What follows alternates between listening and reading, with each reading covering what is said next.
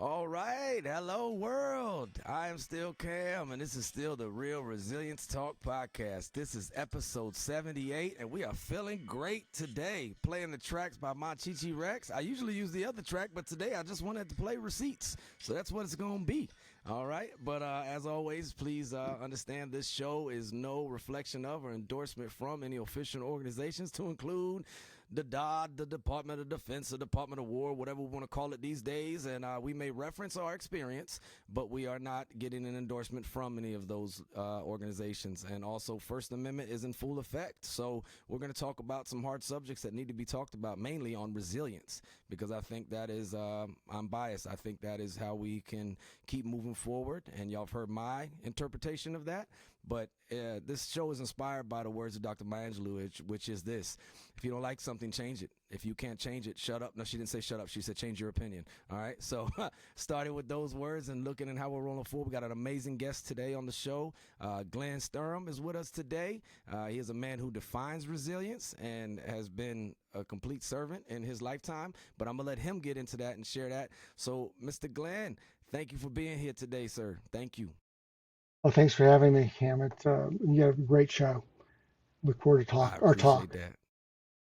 I am looking forward to it as well, my friend. And thank you for joining and for just the enthusiasm. And we had fun with the sound checks and had to battle traffic. We had to battle all the things, but weather and all the other things. But guess what we do? We be resilient and brilliant. And here we are, my friends, being water as usual. Like Bruce Lee said, be water, my friend.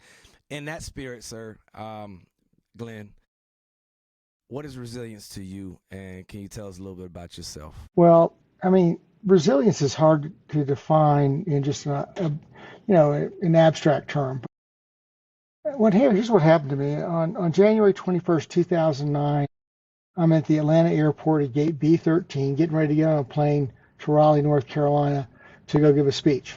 And I'm sitting there, and my phone rings. So back in 2009, we didn't get a lot of spam calls.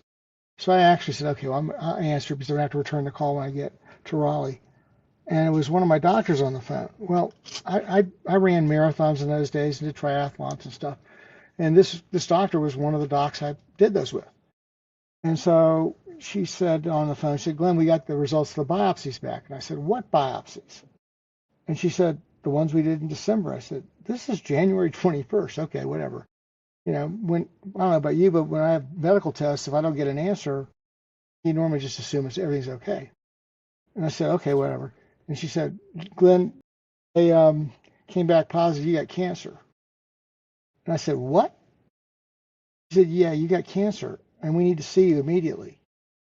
And I thought for a second. Now, I'm the only lawyer in that group that runs. They give me abuse all the time just because it's a fun thing for doctors to do, to give lawyers a hard time. So I thought for about 30 seconds. I said, okay, who put you up to this? It's not a funny joke. And she said, Glenn, you have cancer. I need to see you today or tomorrow. And I said, okay, holy smokes. And so, it was just a total shock because they've been doing biopsies on me for almost, 9 years. And I had never heard anything about it, and everything had always come back negative or no answer. So I got on the plane and flew up to University of North Carolina and got to see a Clemson Carolina basketball game. I'd never seen an ACC basketball game, so I've been looking forward to that. But I just started getting, I was quiet. I'm normally not a quiet guy. And so I was into myself, but I had to get ready for that speech. So I called my wife at the time and told her what happened. She's very smart and everything. We got through the process. I got on a plane, flew home, and had the biopsy the next day. And the doc came back and says, yeah, Glenn, it is positive for cancer. We need to get you in to see an expert. But it's going to take a while because there's only one of those experts in Atlanta. And so the one thing I learned about cancer more than anything else is the most difficult thing is waiting for the answers. Having no answer and you're waiting is like, why? Why should it take this long? So anyway, it gave me a chance to read. And when I'm reading, I came across a gentleman who had died from my cancer, an article he had written. And when he died, he had just published this like a week or two before he died. He had had 6 months from his notice until he died. And he said how lucky he was. Well, that was in the first few sentences of the article. I'm sitting here thinking, how can you be lucky if you're going to die of cancer and you know it? And then he goes on to explain why. He said, well, he had had friends die in Vietnam. He'd had friends die of heart attacks. He'd had friends die in car accidents. But he had time. He had time to make things right with his family, time to hug his grandchildren, time to do all those things that his friends never had the time for. So he was blessed and he was thankful. And that was really eye-opening. I didn't know how long I had. I never asked the question. But I made a decision that day that I would never, ever let cancer define me. And I said, it's not going to define me. I'm going to celebrate life every day. And I don't know how long I'm going to get, but every day I'm here, I'm going to try to make the world a better place. And so that's been my mission since January 21st, 2009. And, I've done all sorts of funny things. I've got the wonderful thing. I try to put a smile on somebody's face every day. Then sometimes you have to make it more challenging. So you're on the phone with a call center person. It's obvious they've had a rough day, but you can just hear it in their voice. And then you got to make them try to laugh. You got to say something that they're going to laugh about. So the only way you can do that is make fun of yourself. And so you do things to try to make them laugh. And you see somebody, who's not had a great day, you do it. You go through a drive-through and you give somebody a $10 tip. I mean, I can afford that. A lot of people can't. But, you do something that shows to somebody else that you appreciate them and you respect them. So you put a smile on their face. And then occasionally you'll run into the person that's having a rough day. And see, I said, they always will figure out that I've got cancer. I've been on cancer. Now, I'm in my 18th year of continuous treatment. I've had over 6,300 days of oral chemo and over 530 days of IV chemo. And so, they'll say something. I said, well, there's one thing I live by. They said, what's that? I said, we must all give up hope for a better yesterday. I can't change my cancer diagnosis. I can change tomorrow. I can make tomorrow a better day. I can make tomorrow a better day for somebody else. And when I do that by doing something for them or putting a smile on their face, it's proven that when you do that, your life gets more positive. So when you put a smile on somebody else's face, you end up with a smile on your face. When you put a smile on somebody else's face, the chemical changes in your body that you get from the enjoyment that you get from helping somebody else, it just changes things. And so the last thing I learned, and I learned this actually from my dad, who was a career Army officer, and from school teachers, is only you can stop you. Nobody else can stop you. So I'll give you the example that's the easiest one for me to give. And so Dad was an Army officer, career Army officer, World War II, Korea, Vietnam. And I'm going to sidetrack this for a second.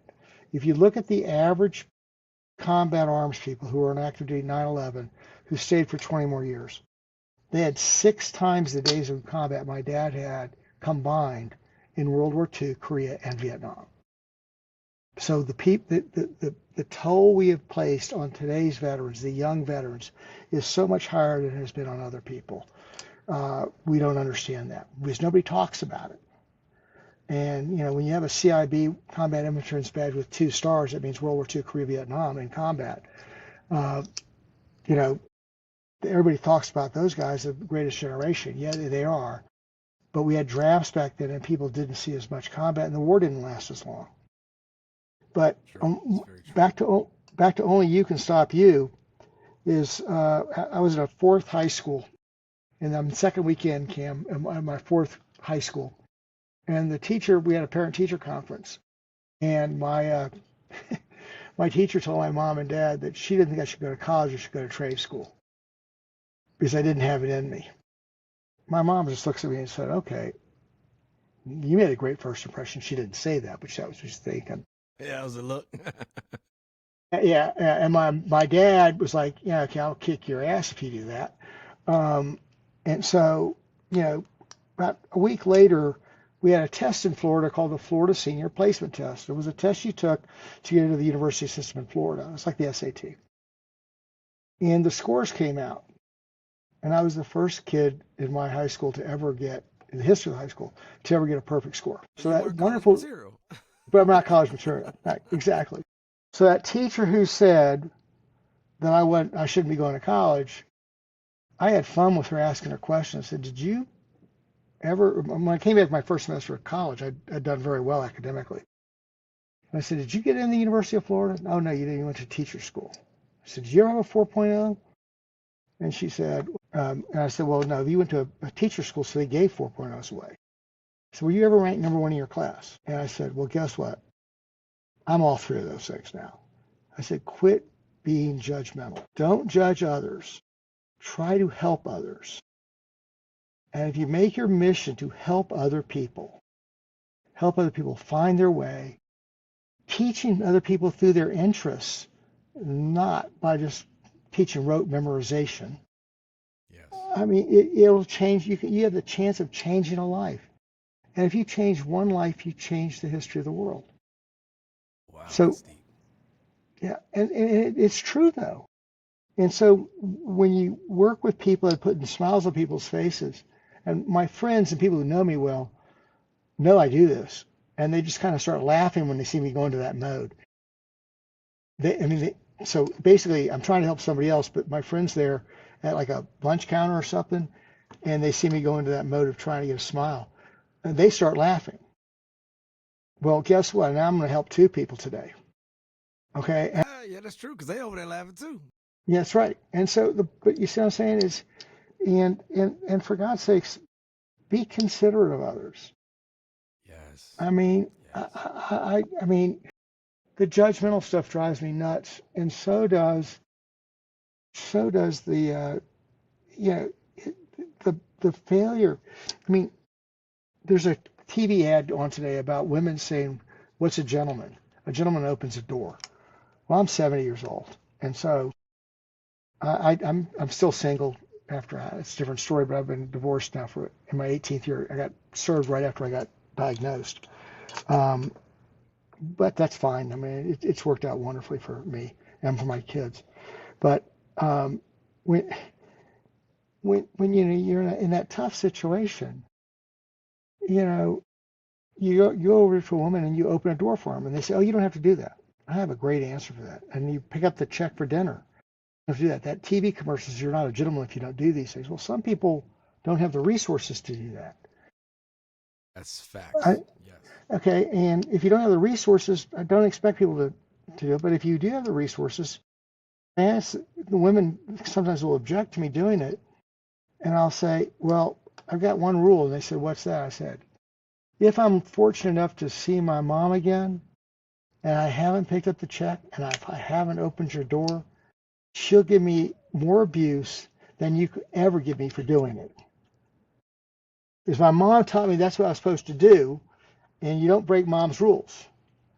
And things like that. But that's a humorous way to approach it. It's not a confrontational way to approach it. So what you try to do is you look for common ground too. And that's the other thing that people aren't doing enough of these days. Well, Yes. my son's brilliant, not smart. He's brilliant. And his teacher one day said, "Glenn, you know, Daniel's smarter than I am. Daniel's, I think, smarter than you are, no matter how smart you are." He said, "And maybe he might be smarter than both of us combined. But Daniel could be the most argumentative kid I've ever met because he was so smart and he was almost always right." So we started a new rule instead of arguing. I said, we're not going to talk about a subject until we find out the things about that subject we agree upon. And once we find out everything we agree upon, okay, then we can look for our differences and try to understand our perspectives. Because Wow. it's probably because you have information I don't have, or I have information you don't have, or maybe both those cases. But if we start with the foundation of agreement, and then we go approach the issue with curiosity to find out what the other person knows that you don't, it changes everything. And it turns it from a hostile environment to a learning environment and a curiosity environment. And if you want to create a better country, have a country of curious people. Yeah. People are just Yes. inquisitive, Yes. not judgmental, Yes. just curious. I love Yeah. curiosity. Yeah. So, We I need it. mean, yeah, I'm writing another book right now because it's turned out that there's something called a integrated multidisciplinary cancer team. How about that for a phrase? Also known as That's a lot of MDT. syllables. I can't spell it, but Yeah. I think I picked it up. Yeah, but think about this. A integrated multidisciplinary cancer care team. So how many people are on that team? Maybe as many as 50 people could be on it. Okay, but most people it's like 5 or 6. But people who are getting It's a football treated team. by a team approach, well, that's a good analogy. Imagine like you're on the offensive line though, where you have to communicate with each other and you have to work together and you have to know what everybody else is going to do. Okay, there can be no drops of communication. We had a bad drop for me last year and I almost died because of it. But these teams, the people who are treated by these teams, um, there's a 70% reduction in the mortality rate on average. Did you hear what I just said, the number? 70%, 70. Wow. 70% reduction on average in the mortality rate. Now, some of the cancers haven't gotten that good. For instance, breast cancer's only had a reduction of about 15%, and head and neck cancer's about 16%. My case is 90% reduction. Okay, and so what does that mean? Well, it's a group of people who work together, develop a consensus on treatment with the patient With the about how to patient. handle With. the patient. So if you're a siloed-based approach, which basically might mean just a doctor only, there's been effectively no reduction in the mortality rates. So the question is, if you were facing a 70% reduction in the cancer rate, let's say you were a company, a drug company, and you created a pill that was going to reduce the average cancer rate, mortality rates to go down by 70%. How much would your company be worth? Yeah, a lot, hundreds of billions, maybe $1 trillion. Well, this is just people learning how to work together as a team. And a lot of cases, you don't have the resources in a community because if you live in a town like mine, you don't have all the resources you need. So then if you're the head of the hospital, what are you going to do to make those resources available? Who are you going to affiliate with so the resources are there? If you're a major institution, what are you doing about it? So my next book is on this topic, and it goes through my history of cancer. In my 18th year, and then for the administrators, there are 3 introductions. There's one for what the team is, the components of the team, the people. And then there's one for the caregivers, and then there's one for the hospital administrators. At the end of it, I'm not very polite about it because I said to those people, the question is whether your institution is providing this service. It isn't. If it isn't providing the highest quality service of a multi-dimensional cancer care team, how are you going to fix this problem? If you can't fix the problem, where should you send your patients? Because you shouldn't have any Because more obviously with what you. you're doing is not effective. Right. Exactly. So I wrote an introduction for the patients, and it says, if your hospital isn't doing this, where are you going to go? Because I don't know about you, but if I was facing with, let's say a 50% death rate chance, mortality rate, and we can reduce that by 70% on average, that means we're going to go to 85% survival rate from 50. So do you think I'd want to make that happen? Yeah. So the other question is this is a fact statement. It started in Australia and Europe, this team approach. In Germany, it's now a statute that the team's decision on how to treat the cancer is the process you're going to follow. The doctor can't do a different process without getting the team's approval. That's how far it's gone there. We're well behind the curve. But, why haven't we talked about this? Why hasn't this been on the national news? That's a great question, I love the spirit of what you're saying, and it's not just spirit and happy talk, folks, that he's saying. This is literal numbers and drops and reducing the mortality rate. And it's like a law of nature when it comes to especially humans, but I think in all organisms on this planet, we're better together. We're better together. Well, And absolutely we are. And let me give you a little more. So the Williams-Thompson study, which came out last year, studied 56,187 cancer patients. Okay, it validated these statistics. Okay, I mean the NIH has published reports on it. But there's an interesting. I mean, I'm getting ready to write an article on it, and I mean a book on it, and there's about 30 articles that are part of it. The National NCI, National Cancer Institute, has said in their recommendations on the decision making, how you make the decision, that the patient should be in the meetings where these teams are in place, multidisciplinary teams are in place, that when they have a meeting, that the patient should be there. I'm not aware of a thing. They should be there because it's your life. Right. Don't It's you think yours, you want to yes. answer? That's right. Yeah, it's like, you in the end, you're going to make the decision, but how can you make the decision if you don't know what's going on? Wow. Yeah. We don't know So, what we don't know. right. And so guess what? How many institutions are putting the patients in those? Almost none. So there's a NCI, which is, basically one of the most powerful organizations, says you should do this, or at least give the patient the opportunity, and almost nobody does it. Why is that? Well, a lot of cases it's because the doctors don't want them there. I've read the focus groups on it, and I mean, you wouldn't believe how much I've read about this stuff. The focus groups say the doctors don't want the patients there because it might inhibit their conversations. Well, if you can't, I mean, think about that. If it's going to inhibit your conversation, how do you ever tell the patient to start with what's going on? That just shows how the out of touch factor. Yep. Just out of touch. Well, and so let's go a bit further. So why isn't it on TV? Well, who's the biggest advertiser? I don't know if the biggest, but let's say one of the very biggest advertisers in the country. It's the pharmaceutical companies. That's exactly true. But who's next? Maybe it's the insurance companies.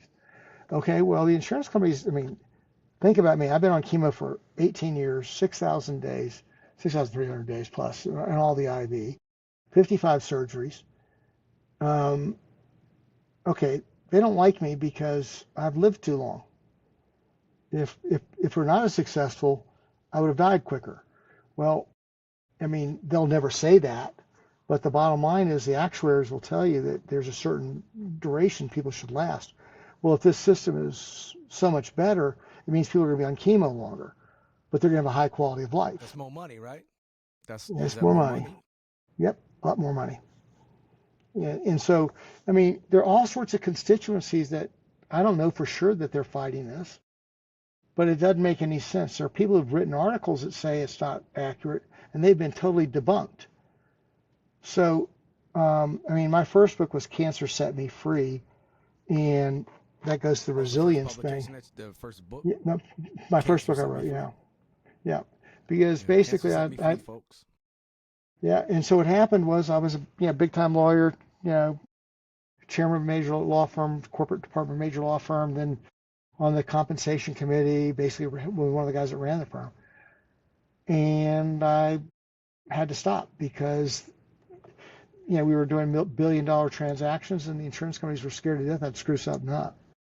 So so I had to stop practicing. Well, guess what? It did set me free. So now I'm a pretty good astrophotographers going all over the world shooting eclipses and writing books and playing a decent round of golf. Nothing else, but I'm living a long time. And you're free. You're free from I'm the constraints of the rat race. Exactly. That's amazing. So Yeah, I Well, get the title now. I was like, oh, the title at first I was like, hold on, yeah, there's got to be some more context. But yeah, yeah, and so if you, I've got these little green bands on me. I don't know if you can see these things, but those things, they all say love it. celebrate life in lymphoma.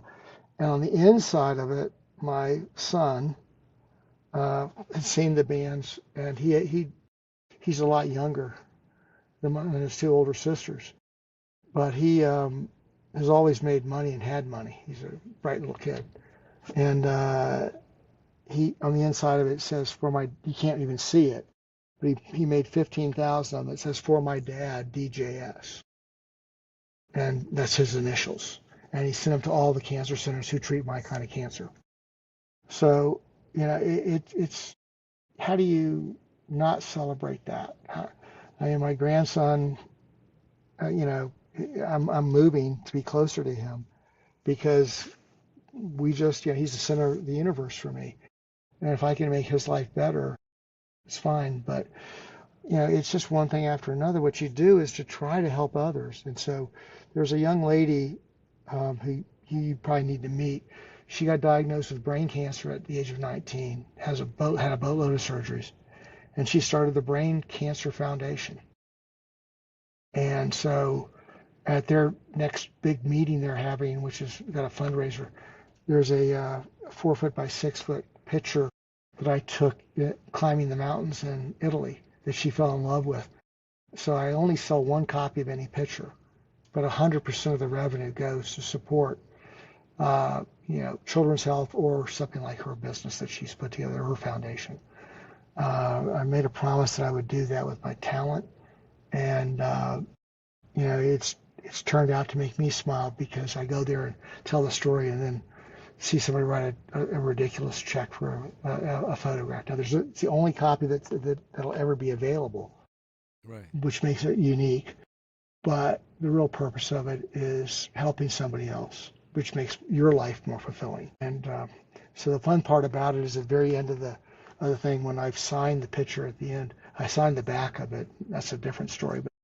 And I look at the person and said, do you want me to put one of one on the back of it? This is one of one issue, images. So it's the only one. And they always get this big smile on their face. And I said, you can put it on there if you want to, but I'll do it too. But even if you put it on, I'll initial it. And so, I mean, it's just a way of giving back. And so it's something we've lost part of the art of, recognizing how blessed we all are. So I live in this fairly wealthy city, to put it politely, but it's got too many rich people. And Call it like it is. yeah, well, and some of them have, they think their lives are terrible or something, and they'll complain about the United States or something. And then I finally look at them and I said, well, they know I'm military, and I said, would you like to go on a military trip with me? And they know that sometimes I'm able to arrange a carrier trip where we take people out to get them indoctrinated to military. They land on an aircraft carrier during workups. And then you get a cat shot and you take off. And so they're thinking that. And they'll say, well, where are we going? I said, let me work it out and everything else. So we'll get about a week to 10 days before we go. And they said, well, Glenn, we really want to know where we're going. And I said, well, we're going to go to Mogadishu, Somalia. And they look at you and say, huh? I said, well, you think this country's so shitty? Well, I just wanted to show you someplace it really is. That's real talk right there. That's real. And for some reason, they don't want to do that. Yeah. Okay. And so, I mean, I don't know what the current statistics are, but everybody in the United States, everybody who's born here is blessed.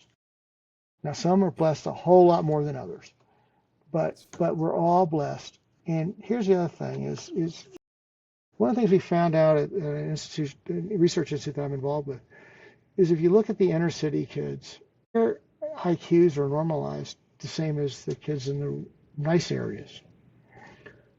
And the problem is they don't have the opportunities or the parent leadership that they need. So the thing that we have a program called Science Saturdays where we bring smart kids in, any kid can come, but we're able to identify the smart kids at very early ages. And my theory has always been, and theories are a lot of times wrong. So I'm going to say this could be wrong. But the kids who get into the gangs and become leaders of the gangs are the smart ones. That is Well, true. Yes, that is very so true. but if you get those smart kids and you show them what they can do with science, you might change their track. And if you just change one track, you've changed the world. You change Yeah, one I love kid's. that you said that. You said you change one. You say you change one person's life, you could change the whole world. That is Now, why correct. isn't that true? That Yeah, is, phew. and if you worry about that, you're worrying about others and how to take care of others. Yes. And that changes your life because you're going to be successful all the time. No, but you'll be more successful than others. I mean, I have a family that's helped me because of my cancer. The father's helped me out, just volunteer. I pay him when he comes to help me on something. But the other night we had dinner, and they've got a 12-year-old daughter. I never met her before, or about 3 weeks ago. And so um, one of the things I'm big about is we're trying to figure out how to do this is helping kids find scholarship money to go to school. Because I went to college on an ROTC scholarship. They paid tuition, books, everything. And I did well on the graduate exams. So I had a fellowship, and they already paid for my master's degree when I was on active duty. And then the GI Bill paid for law school. So basically my Hmm. entire education was paid for by the government. And those Yes. scholarships are still available. But this young lady, Still available, she is, everybody. Still available. I just want to oh, throw it out there. absolutely. And please, yeah, please do it. And by the way, most of the people who have them today are not going on active duty other than for their initial training because the military is smaller. But this young lady is a 4-point student, and Spanish is a new language. I mean, English is a new language for her, and she's still a 4-point student. Works her tail off in school, and her mom and dad don't have any money, and they're worried about how she's going to pay for college. So I just sat there and said, "Your college is taken care of. I'm paying for it." I said, "Now you got to get the grades. Yeah, for You sure. have to get the grades that you're capable of getting, but." Your dad has been so good to me and helped me so much for the past 20 years that the least I can do is pay for your college, but you've got to earn it. That's And I right. know your mom and dad will make sure you earn it because they're not going to ask you to pay for something that's wasting money. So go get it. And so I said, don't tell anybody about this because, Oh man, that's beautiful. yeah, don't tell anybody. But if you can get into Harvard, you're going. Now, I mean, the thing is, though, is her family doesn't have really any income. She gets into Harvard, she's going to get full scholarships, but then there's the money Yeah. that it takes to live while you're going to a school like that, and that's a lot. Yes. So, For but sure. so I may not be around when she goes, but it's a meeting with the lawyers tomorrow, and it'll be in my trust tomorrow that's taken care of. And again, change a life, and you change the world. And I mean, that Yeah. young You lady. might be enabling the next president of one day to lead us to better. And you just never know. What reminds me of what you're doing is the quote of Jim Carrey, and I have it tattooed on my forearm to remind myself of it. But he said in one of his commencement speeches, he said, "The effect you have on others is the most valuable currency there is." And in what you've shared just so far in this conversation, you are a rich man where it counts, Glenn. Well, that's a story. My mom's brother asked her if I was rich or if I was wealthy. And my mom said he's wealthy. Says it has nothing to do with Yeah, money. that's facts. Yeah, rich, wealthy. I'll right click it for Yeah. some more synonyms. In the spirit of the effect you have on others, you got Fort Knox Well, because that's the we real all can value do better, but we can all do better at it every day. And every day. every day. And so, I've got my first novel was supposed to come out this month, and I've stopped it because I finished writing it, but I've stopped it because I've got to get this book out on multidisciplinary cancer care teams out because this is going to save What's the title lives. of that one going to be? Let me see if I got it here. Well, this is the working title of it. It's called A New The sense Hope. of urgency. I love it. The New A Hope. New Hope. Yeah, The New Hope. The compelling promise of multidisciplinary cancer care teams. And we're looking for it to come out April 1st. and not be a fool for writing it. Um, but no, Not be a fool for writing. yeah. So I mean, it's it's it's stunning, the math. I mean, it's my type of cancer. It was originally, mine is 70%. My daughter was told when I got diagnosed that I was going to have 2.5 years, and I'm in my 18th year now. When I was a lawyer, I did big deals, and so when you do a big deal, you have to have a team of lawyers. You need tax lawyers, you need probably litigators, you need antitrust lawyers, you need all these people. When I got started, I needed a team. And so Team. what happened was my primary physician, it was a rough period in my life. My dog died, my mentor died, my dad was close to death, and I got served with divorce papers. So my guy said, Glenn, you need to get a psychiatrist. So I got a psychiatrist, which I think is probably the second most important doctor for anybody with cancer, because, and that comes my golden, she likes to be pet sometimes. But yeah, and I got two of them here. So, but what happens is everybody who has cancer is afflicted with something called cancer fatigue syndrome. You're tired all the time. Well, mine was worse than that. I was falling asleep in the middle of the day. And so I got diagnosed with narcolepsy. Well, they gave me a pill that gave me energy back. You were military, right, Cam? I've gotten that impression. Were you in the military ever? Yes. And I wanted to tell you this. Thank you for your service and for your family service. United States Marine Corps, hoorah, 23 Hoorah. years. I have 37 years commissioned service. So look at that. Look at yeah. The through line of your life is just service. I gotta say that. And what I talked about the Jim Carrey quote, but I ask sometimes people. I ask them I do public speaking. I say, who wants to be happy? Who wants to be successful? And they raise their hands, and I say, well, listen to this. And Dr. Viktor Frankl said it. He said, happiness and success can't be pursued; they must ensue, and they only do so as the unintended side effect of one's personal dedication to a cause or to a person other than oneself. So it's just, that's where the happiness and success lies that everyone's chasing so much of. So my okay, you're gonna love this. Okay, this is my second book, Warriors Hate War. Warriors Hate War. Warriors Hate. I'm writing that down. Yeah, and it is how since World War II we've lost every war that we've been involved in except for one, and that was General Powell and the Powell Doctrine. Yes. The Powell Doctrine. Okay. Hit them all. Hit them up. Yes. Yeah, and so General Powell, why can't we learn? But he was a servant leader. So I'll give you a General Powell story. So during the Gulf War, when he had been promoted to chairman of the Joint Chiefs, he came to visit FORSCOM headquarters. And I was a reserve officer, but I was there, and I was a bag toter that day. I was a field grade officer, but when you got multiple 4-stars in the hallway, you're the bag toter. I mean, it's like, you understand. Or go get the coffee or the food for the meeting. Whatever, right? Whatever needed. So, yes, sir. So this young African American buck sergeant opens the door to the hallway, and he steps in front of 2 4-stars, 3 3-stars, and a bunch of field grade officers. And the guy just stopped, like, oh my gosh, it's the worst thing that could ever happen to a buck sergeant. And General Powell, who had been the FORSCOM commander, said, I don't remember the kid's name, and I should. General Powell stopped and said, Sergeant so-and-so, how's your wife Martha doing? Did she get good treatment? And then in those days we'd give the generals a 3x5 card with everybody's name on it and who they were going to see, their wife's name, the kids' names. Powell didn't have any of that.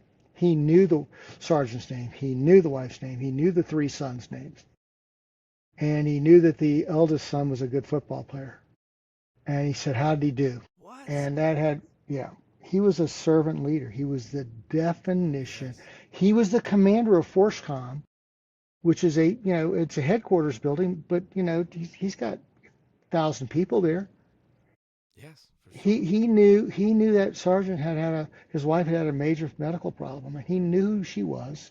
He was checking up on it. He said, running into you saved me from having my deputy go find you.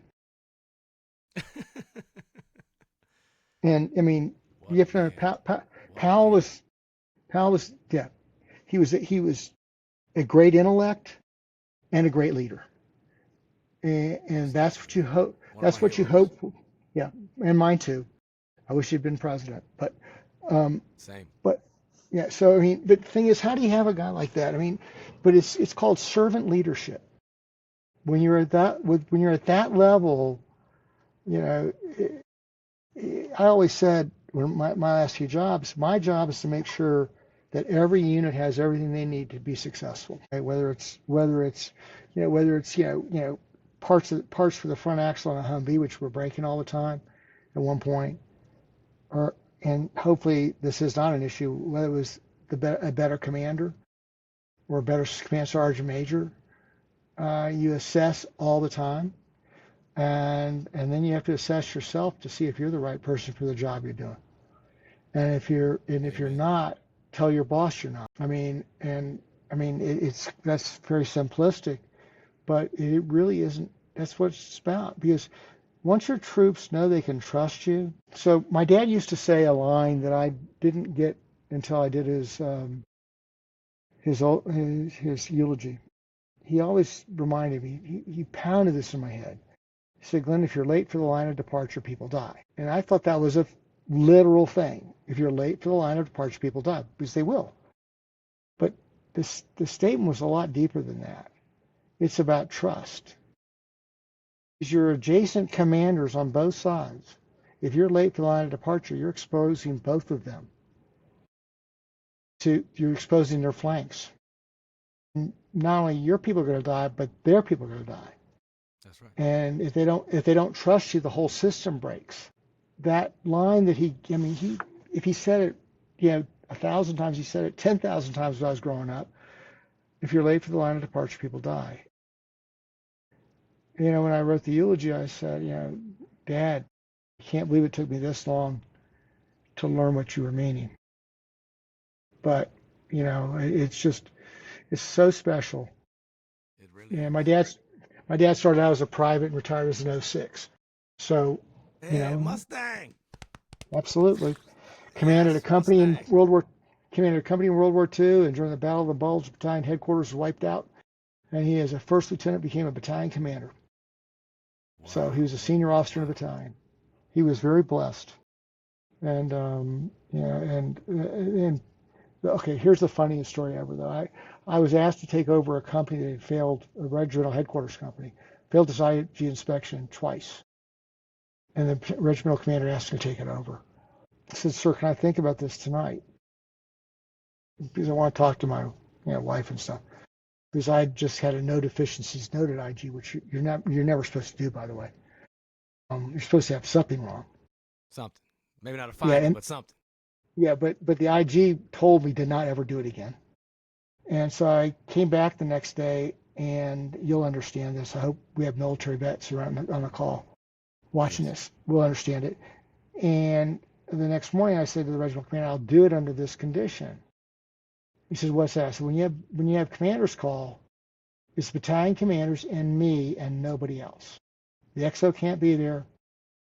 Command sergeant major can't be there unless he's specifically invited separately. But it is a commanders only meeting. And the regimental commander looks at me, just kind of, "What in the hell are you doing?" Mm-hmm.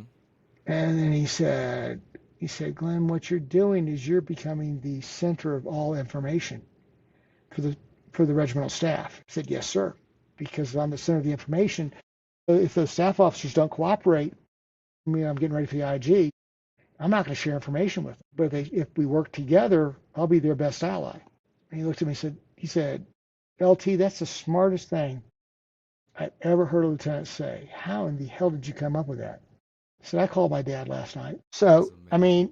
he just looked at me and said, "So you got a consultant now, huh?" I said, "Yes, sir. And I'll use him every chance I can get." That's But right. no, but the thing is you use the resources you've got. to get the Use best resources. results and identify resources because people want to help you because it makes them feel better. But don't be afraid to ask for help. Y'all heard that? Don't be afraid to ask for help. Like, help people help you. As well intentioned and as well equipped as some people are to help, they don't read minds. It's a really hard thing. So you have to identify and speak out. People do want to help you. It feels sometimes that nobody cares, but there are people that want to be there. They just don't know what they don't know. So help them know that. So you're a Marine. I'll give you one more story. Uh, During Gulf Two, there's an E6 Marine reservist who I call Radar, who works at the infusion center at Yale. And he solves every problem. He is Radar. I mean, he's the real thing. Every problem there is, he can solve it. So have you ever heard of Spider Nyland, General Spider Nyland in the Marine Corps? 4-star? Yes. Yeah. Yeah. Okay. I've heard that name. Yes. Well, he works at this institution. I was the chairman of it for a while. And I got hold of General Nyland. I said, Spider, can I have your coin, please? He said, what are you going to do with it? I said, I'm going to give it to an E6 who's getting ready to be deployed. And I said, he's the best E6 I've ever seen. I said, he's unbelievable. He is Radar. He's really Radar. And he shouldn't be wasted.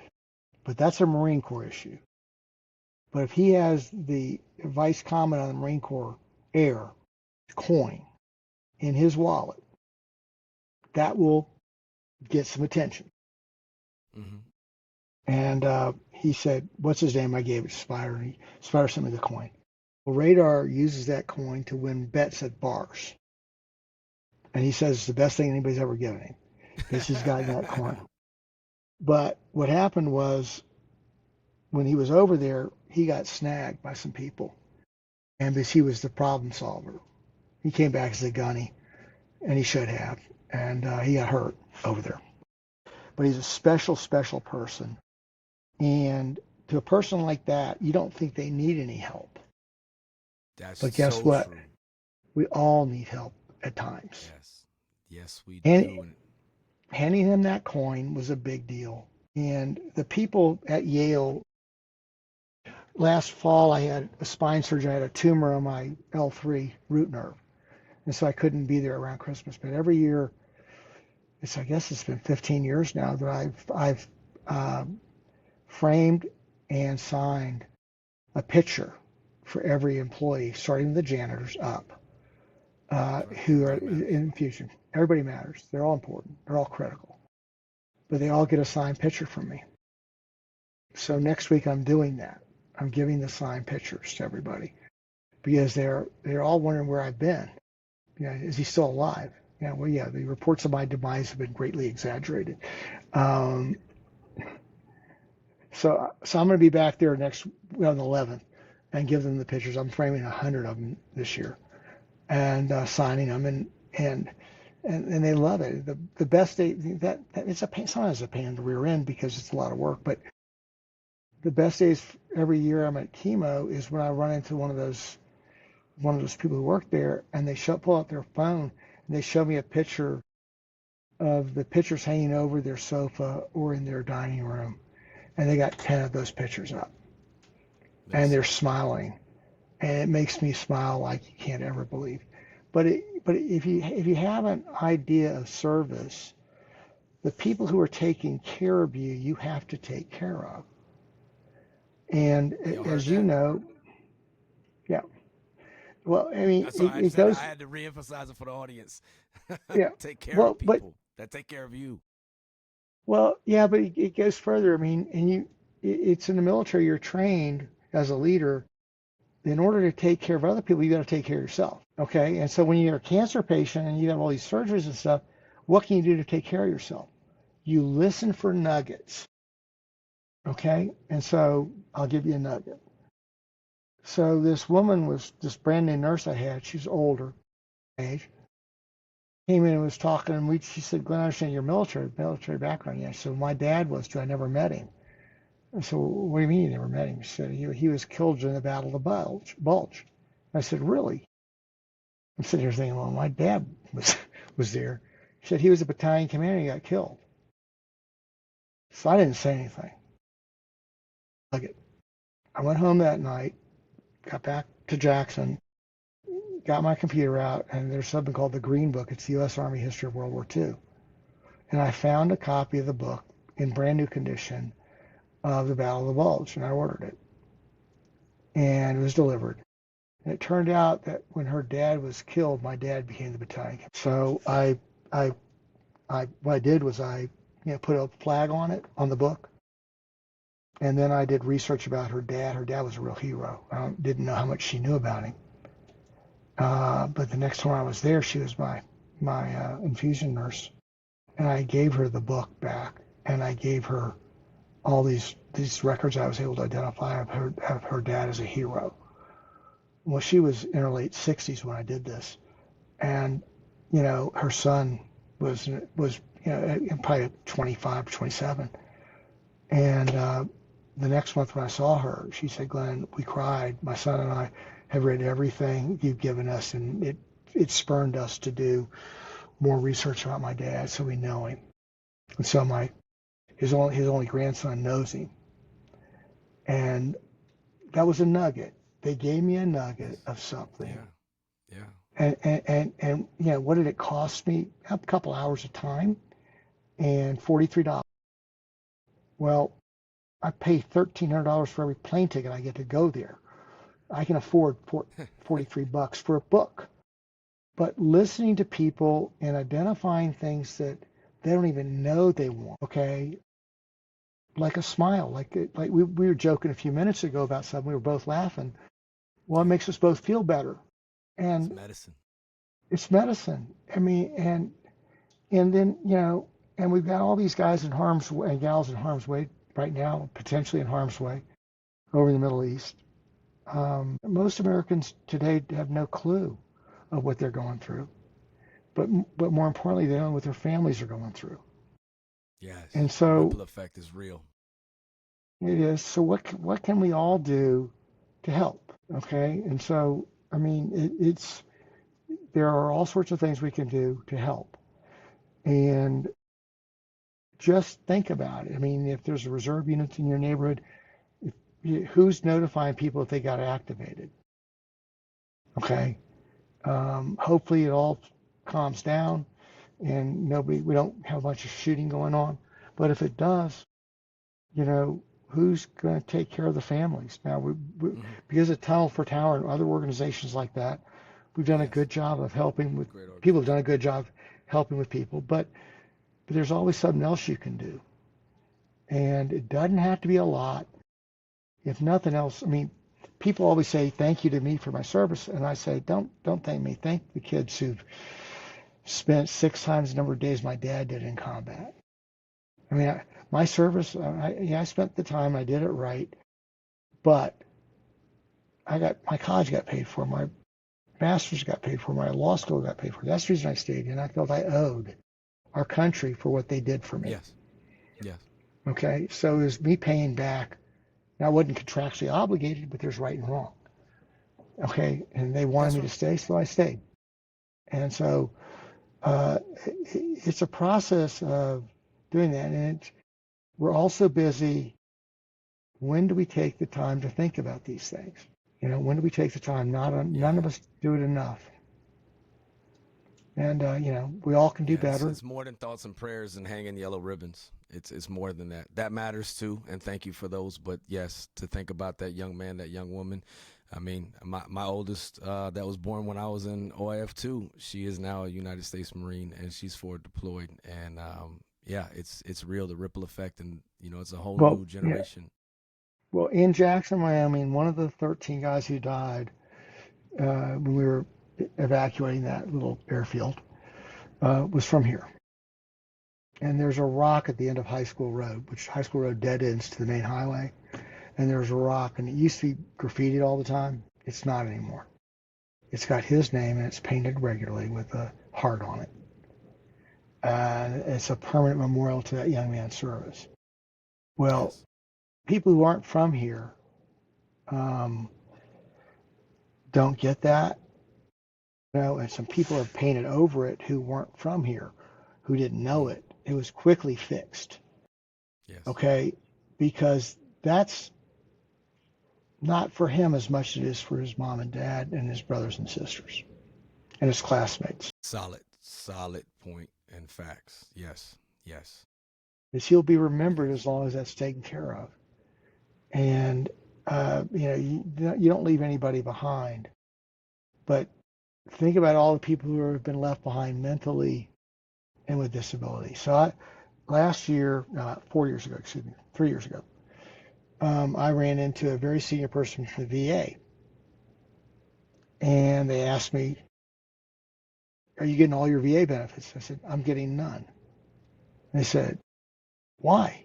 I said, well, the military lost my records. They said, Glenn, give me your name, your last four, and I'll guarantee we'll find him within 24 hours. I said, there's no way in hell. And this person looked at me and said, Glenn, I can make that happen. I said, there's no doubt in my mind you can make that happen. But what about my troops? What about my soldiers who've been waiting for 5 years to get something approved or reviewed? That's absolutely effing unacceptable that you could do it for me, but you can't do it for them. I will never take a dime until they're taken care of. And I mean, I still got her business card in my wallet. Okay, because it still irritates me when I see it. Because, I mean, if they can do it for me, they can do it for anybody. They just haven't made it a priority. Leader. You betcha. At work. Yeah. Well, I mean, it matters. But the thing is you don't do it for credit. You don't do it for credit. You just do it because it's right. Like you said, yeah, you do it as right. Yeah. And there but for the grace of God goes I. I mean, I might not have gotten that ROT scholarship. I might have gotten drafted as a E1 and gone to Vietnam and gotten shot up or messed up because some other things. Okay, well, I was blessed because I got the scholarship. I mean, if we ever stop thinking that way as leaders or as citizens of our country, something's really off. And I'm afraid that it's more today about how much money you've made or what can you do for me, or the old acronym WIFIN, what's in it for me? No, it's not. So if you just take care of others, guess what? They're going to take care of you. And when you have somebody and we've had somebody who's helped me for 20 years, because sometimes I have a problem with some things. And I mean, after spine surgery, I had problems. He carried my firewood in for my fires. Okay, well, it doesn't change my life to say to his daughter, your college is taken care of. You don't got to worry about it no more. She's going to go to med school. I said, med school's taken care of. It doesn't matter. Yeah. And my kids will celebrate that because they know how much they've helped. And if I hadn't done it, how could I look at myself in the mirror? Because you could have. Yeah. Yeah. And that's legacy. I think Pericles, I'm paraphrasing, but it was like that, it's not what's inscribed on statues, it's what's inscribed on the lives of others. And that is a true example right there. Well, you're talking like a Marine NCO. No, you are. I mean, I respect the Marines. I mean, so have you ever heard of an Air Force colonel named Boyd? Yeah, OODA loop. Yeah, observe, orient, decide, act. Okay, at his funeral, did you know what happened? The Air Force hated him. He was so brilliant, but he didn't have a college degree. He was a physicist without a college degree. So when he died, there was an Air Force. I mean, I don't know if this is true or not, but this is the rumor, right? There was an Air Force lieutenant colonel who was there. He was an 06, right? You're supposed to have somebody equal or higher rank. And there was an Air Force lieutenant colonel with a 3 or 7 person, it wasn't 7, but it was like less than that, honor guard to fire rounds. Commandant of the Marine Corps was there with a vice and the Marine Corps band and a company of Marines for his funeral. That's what I'm talking about. Yes. Yeah, he's definitely had an impact on the Marine Corps for sure. He changed the Marine Corps completely. It's just, he made it the incredibly strong. I mean, did you see the commandant on the 250th birthday, his speech that he made? I'll tell you this right now. I love that man. I admire that. You talking about General Smith, and he is absolutely amazing and one of the most genuine humans I've ever met. You talk about servant leader. I mean, this man. Yeah. You know what? When we talk about suicide prevention, which is a big passion of mine, one of the things he said, and it alluded to what you said earlier, is that he released a video. Number one, Sergeant Major Ruiz had said, "Marines, we love you." I've never heard a senior leader say that before, because love is why we die for each other, and that's exactly what the commandant reinforced on that. And he went on to say that, give us a chance first, Marines. If the sun's coming up tomorrow, then there's a reason to have hope. And it is. And if it's not, then we got way bigger problems than whatever our current things is. But that is a genuine man. Genuine. What a leader. I listened to What his a leader. speech. I just stumbled across it, and it's just absolutely astounding what he's done. And I mean, so give you an example. I mean, when the Marines did away with their tanks, Yes. I thought it A was lot one of of the mad people dumbest about things. that. Well, I thought it was the dumbest thing I'd ever heard of. And then I saw what the Ukrainians did to the Russians with, a javelin and two additional, you know, uh, ballistics. They had an electric bicycle, two electric bicycles, two guys, a javelin launcher, and 3 rounds. And they took out 80% of the Russian tanks with the javelin electric bikes. Well, that's that human dimension. That's the real. It's not about the people. It's all about the people. That will. It will Yeah, always but overpower technology. well, so the thing about I'm sitting there saying, when I saw that, I said, okay, who's the dumbass? Pardon me. Who's the dumb No, I guy love it. now? First Amendment. And First Amendment's in full effect, Glenn. yeah, well, it's me because I thought the Marines were nuts about getting rid of their tanks, and just what the Ukrainians proved to us. If a bicycle can take out, the Russian armor, Hmm. I mean, now it's evolved since then with the drones and stuff. But at the beginning of the war, if it wasn't for the javelins and the electric bikes, they'd been overrun. Look at that will. Look at that. Look Yeah, at that will of human yeah. beings fighting for a And, cause together. Together. and the thing about it is, most people don't talk about this, but Mrs. Trump, Melania, has talked about it a lot. The 20 to 40,000 children who've been stolen by the Russians. How how That's do we horrific. how do we ever not hold the Russians accountable for that? That's a leadership issue. That's absolutely disgusting. Disgusting. And it's just, and I love, I don't know, I'm gonna definitely read the book that you wrote about Warriors Hate War, but I feel like sometimes when I look back on the two campaigns and being in service during global war on terrorism, that like there's no real winner in wars. We all lose something, or we lose ourselves, and just because you can't see certain wounds, there's so many wounds unseen, and what you just described are wounds that are going to be unseen and felt for generations potentially, and that is just a tragedy. I mean, war crimes are war crimes. Yeah, that's right. That's right. And that's a war crime. Period. Period. Stealing children. I mean, it won't be much longer where some of those kids are placed into the military, in the Russian military. Can you imagine that? I don't know. It's just sad. And where's our leadership? Where's our leadership? So, There's got to be accountability. It's got to be the accountability on both sides. But accountability pendulum swings, and you know this from being the leader that you are. It's doing the things of what you did, to thank that staff, to hold them accountable in a positive way, to take care of that young staff sergeant that was crushing it, that eventually was a gunny. That's the positive side. The other side is, well, hey, why are people difficult? Whether on whatever level, because they're allowed to be. well, let me give you the only you can stop you secondary half. Yes, please, yes, So the help first us out. half is you don't let anybody else stop you. The second half is, okay, you know what you can do. But the second part is this. When you're put into an ethical situation where you're told to do something that's wrong, or asked to do something that's wrong, only you can stop you. Okay? Yes, You have to say, I'm not going to do that. And that's the reason I love the phrase so much. Only you can stop you. People think of it as a limiting, people trying to limit you. Yes. And sometimes you have to limit yourself because what you're being asked to do is wrong. And so it's a very powerful thought.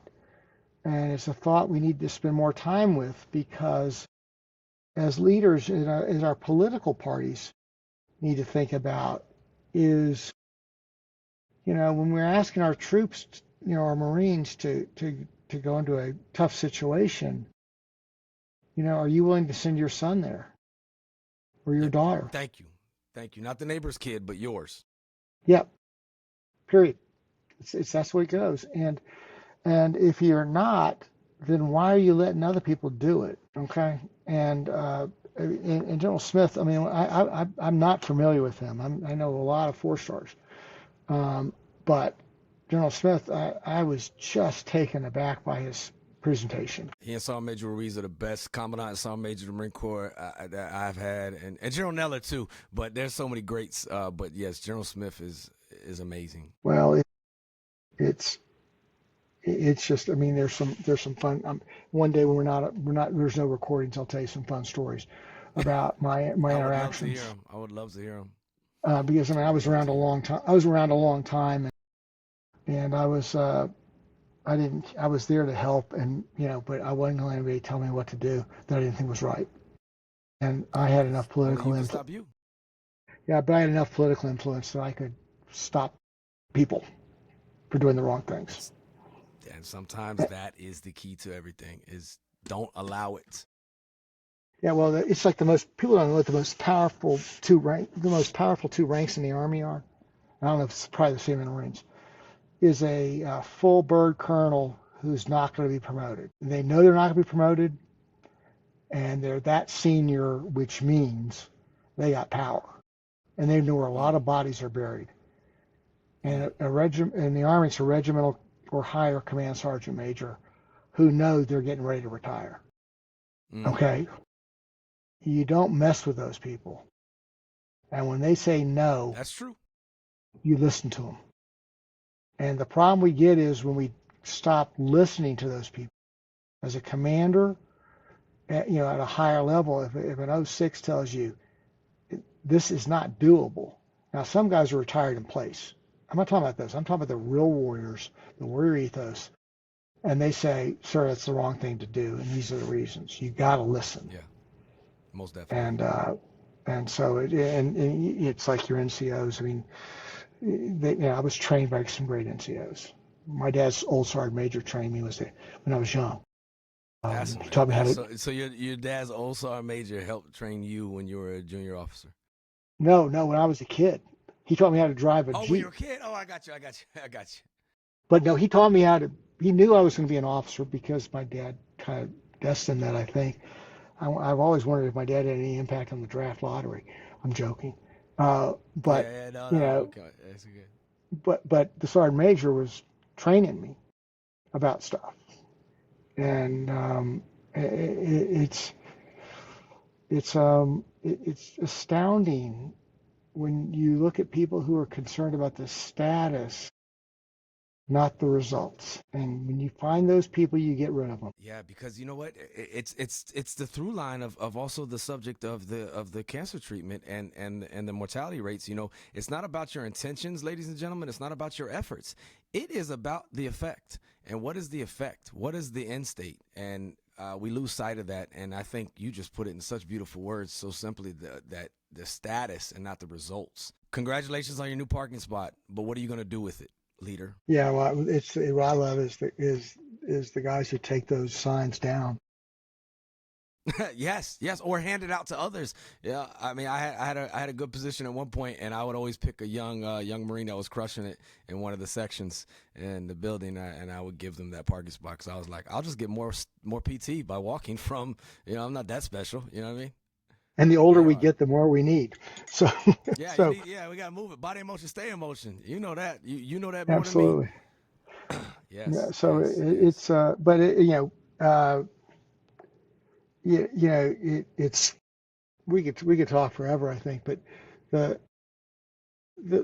things that you talked about, and the tragedy of the suicides is something that is just hard to comprehend. Now, the PTSD program, are you familiar with the Blue Angel Foundation? Have you ever heard about it? I'm not fully acquainted, but I've heard of it. Well, they raise money every year for PTSD training, and they are extraordinarily successful. And they're a great group of people. And it's the foundation. It's not the active people. It's the retired guys, the former members of the Blue Angels. And it's all service. If you look at their most recent thing that I looked at, said that basically 100% of their money goes to actually to doing service, not Yes. overhead. So it's one of the most efficient foundations, and so they're leaders in addressing PTSD, and my hat's off to them. At least they've got a couple Marines in that organization normally. They, Awesome. the C-130 pilots are always Marines, and they've got one F-18 driver probably. But it's a great organization for that. But the thing is, how can we not have enough money to help those who have served and who are wounded either physically or mentally? I mean, I don't understand it. And I so, don't either. I don't either. but if you go to look what Tunnels for Towers done, which is just a great Yes. organization and a great person leading it. Well, where's our leader who's running that? Now, when Rick Shinseki, who was the chief of staff of the Army, got fired by Rumsfeld for saying we needed 500,000 troops to win the war, Second Gulf War, which we did, but he was right. But he became the head of the VA. And, why wasn't he successful getting the money that we needed to help the vets? I mean, what percentage of the vets have PTSD? Combat vets, it's a large percentage. And it's not just the infantry, other guys. I mean, in Vietnam, No. the truck drivers had the highest mortality rate. Yeah, I mean, arguably, I would Driving say convoys. no, in OAF and OEF, like, yeah, convoys is one of the Yeah, scariest things you can ever be on yeah, because of the weaponry and the, right. and the insurgent You're a warfare target. of, IED. Yes, you're a Uh, target. Yes, exactly. yeah, and so it's like the medevac pilots. They fly into a hot LZ and they're Every hovering time. every time. That's right. And so I've joked with some Medal of Honor winners that every guy who is a medevac or woman who is a medevac pilot deserves the medal because every time they did something, Yeah, it was above and hands down. beyond. Hands down. So I Yes, mean, every but time. but That was just a Tuesday. Yeah, yeah, it was Tuesday. yeah. One of my friends, his first tour over there, he didn't take a round in his bird one time. And the second tour he was there, he was shot down his first day. Wow. It's just that's the randomness of it. That's the anxieties, and that's how that trauma envelops itself inside of you and just permeates every part of you because you're always on high alert because it can happen at any second. So yeah, Yeah, you live in that exactly. state. Yeah, and so it's like, why do some guys misbehave the way they do um, when they're in the tier one levels? And that's because they're in that state. They don't know when they're going to be called, but they know when they're called, they're going to be immediately in a really bad situation. And so, I, I mean, we've got to do better. We've Got to do got to do better. better. Yes. No. We may never be perfect on the subject. I had a commander, he was my retiring officer when I retired, and his name's Colonel Brandon. He's one of the greatest men I've ever met, and he said it.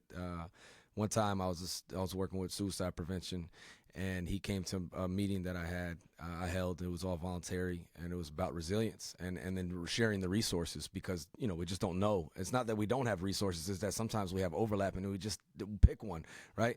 And so he said this. He said we'll never be perfect on this subject, but we can damn sure be better. And that just when you have That's a it. commander come in front of everyone and say that. That we must be better, and it takes all of us to see a full bird, which their schedule, to take the time for this like offshoot, huddle. I called it resilience huddle. It really inspired because if the colonel's got time to be there, why aren't you here? Right. Well, there's something else I learned that I don't talk about in this context very often, and that is celebrating your mistakes. Okay, Yes, first as steps an of learning. Yeah, officer, when you're in front of your troops, they've known when you've made a mistake. Okay, yes, And the NCOs at least know it every time. So if you announce your mistake and you celebrate it and you ask the question, is there anything else that I should have done differently to achieve a better outcome? That's not a statement from weakness. That's a statement from strength. Yes, it is. And it's inspiring. Because we all make them every day. And if you go back and read, once it's over, it's over. But you have to learn from your mistakes. So if you celebrate your mistakes and you accept responsibility for your mistakes, General Mattis, when they were doing the Fallujah case study, what I was told, again, I was not there, but it was being done in D.C., and he came in from the pond, across the pond, and he heard about this case study going on, and he went there, and he briefed the study team about all the mistakes he made. In the room was a former company commander and former battalion commander from his division while he was there. And he asked the following question. Those are the mistakes I know I made. What mistakes did I make that I haven't addressed? General Mattis. Wow. Yes. Okay. But the point was, he said, we're trying to identify every problem we had and what we could have done differently. If I don't say it's okay to criticize me, okay, what am I doing? So in the Navy, what you do is every trap is graded. It doesn't matter who you are. Your traps are graded. Well, we don't do that in the other services. Does that make sense? The aviation does it on the carriers. Oh, yeah. Yeah. So, we should all be grading ourselves and then asking our NCOs and our troops, what can I do better? It's been a long time since we've had something like Mattis.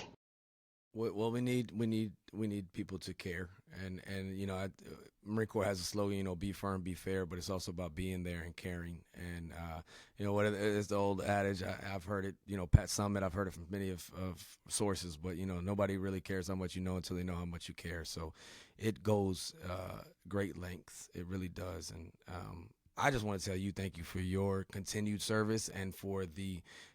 Service is not just in uniform. Service is not just, when you were practicing law. It goes onwards to the young lady that you're willing to help out and help her reach her full potential. It goes on to the little things like the nurse and what the validation and the sense of just connection for that grandson that never knew, and it goes a long way. So I just, as a fellow human, as a fellow warrior, a fellow humble warrior, I really want to tell you thank you, Glenn. Thank you, and for what you're continuing to do. Well, the one thing, there is one misconception about me, even though I was a lawyer, I was never a JAG. They asked me, no, I wouldn't do that. It was like, if I was going to be there, I wanted to do something. So they do, yeah. So I love it. Yeah. But anyway, thank you, and thank you for your show. And okay, one of the things I insist on adding at the end, if there's ever anything I can do for you, please let me know. If there's ever anything I can do for you, let me know. It'll be an honor to help. I'm grateful for that, and I've learned through my time of life, I'm never too proud to not ask for help. I've been there, and it usually doesn't go well. Y'all heard that, right? It's nothing wrong with asking for help and reaching out to resources. I appreciate that, and any way that Cam can help Glenn and help you help others, well, that's a win-win for the human team that we are, because it's one team, one fight. I stole that from actually Colin Powell's book. It worked for me. I've been saying it for years. One team, one fight. One fight. And a lot of times I say one team, one ugly ass fight, because that's what it is. But we, like it or not, we all we got. if you drop me a note with an address, I'll send you a signed copy of that Warriors Hate War. And then if you want additional copies to give people who you're helping serve with the resilience issue, just tell me how many you need. They'll be there quickly. I appreciate it. I'm going to do the same for you, because, I wrote a book called Thank You Warriors that 100% of the profits go towards veteran service organizations. So I'm going to get that return address, and I'm going to send you some, and you distribute them however you like to, sir. Thank you. Thank you sincerely. Thank you. I do always ask one question. Yes, always. One team. Like it or not, we all we got. That's what I say. I do always ask every guest as we close, and please, Glenn, if you feel like you want to come back, I would love to have more conversations with you. Sincerely, I say that, and you are always welcome. If you ever want to bring up and say the new book's coming out this day and anything you want, man, you're always welcome here, sir. But I want to ask you, because the veteran suicide, because active duty suicide, reserve, it doesn't matter. Warriors, our nation right now, it is a plague, and it's terrible. If someone right now was listening to this and they were contemplating death by suicide, and you had the opportunity, Glenn, to say something to them, what would you say, my friend? First thing I say, where are you? I'll be there. I'm going to be there immediately. And the first thing I'm going to do when I get there is I'm going to hug them. And I'm going to say, there, but for the grace of God goes I. And then let's just talk. Let's just talk. And know that I will always be there. Know that I just said it. I mean, I always ask, what can I do to help? But I will always be there to help. And you know something? Every one of your comrades will be there too. We fight wars for the people that are foxholes, not for the politician. Yeah, and that's it. And one of the things that happens when people get out of the military, they lose that closeness. Yes. And so where are you? I will be there. Okay. And if you're someplace I'm not, I guarantee you I know somebody who can be there within an hour. And they will be there until I get there. Y'all heard that. But he's not a mind reader. Oh, where are you? Just tell me where you are. That's it. No, where are you? I mean, come on, dude. I mean, we've all had bad times. Okay. It's like when my dad died, he was, my best friend, and I had to do his eulogy, and we had to change his ribbons in his uniform because he would never wear a Purple Heart, because that was the award that people got when he failed. And so I had to read. Sergeant Major Army was there, and he gave me the revised. He was well known for this, for his ribbons, and we had to open his casket up and change his ribbons. And then I did the eulogy. And I said in the eulogy, if I'm half the man that my dad was, I'll be success. Because I've never been tried the way he was.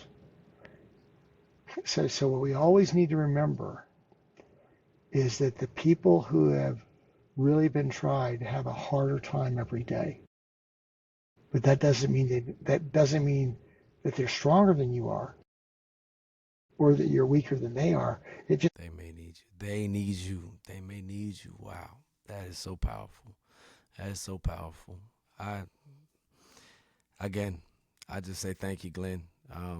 You talk about nuggets. You talk about dropping gems. You've dropped them all over here, and I just thank you for sharing them with us. And time is it's the one currency we spend every day. We don't know our remaining balance. So for you to give that precious gift of time to me and to any listener out there, again, thank you. Yeah, I love it. Yeah, I know this one. TIME. That's it. That's right. Not because of compliance, but because of respect, love, and loyalty. And that's resilience. Yes. Yes. Len, thank you so much. And I will I ain't no sir no more. I will do that. I don't want to publicly say it now because some people don't like me that listen to the show. So I'll send it to you. We got to laugh. And leadership ain't always popular, but it is what it is. Thank you for your service, and thank you for your continued service. And I'll tell you this, you are a light in this world. Keep shining. And sometimes what is to give light must endure burning, in the words of Dr. Viktor Frankl. But I thank you for sharing your light with us. It is a privilege. Ladies and gentlemen, people of the world, the outer space, anybody's listening. It could be extraterrestrial listening to me right now. And if you are, thank you for listening. I appreciate you tuning in. Remember, this show is not monetized. We have no ads. So this show is sponsored by Nobody, baby. Yeah, that's right. That's Keith Sweat. Cam can't sing, but I can record a podcast. Thank you to Glenn. Thank you to anybody out there serving. Remember, do not be too proud to reach out for support. People want to help you. One team, one ugly fight, this thing called life. Much love, world. Thank you again, Glenn. Make good choices. Take care of each other.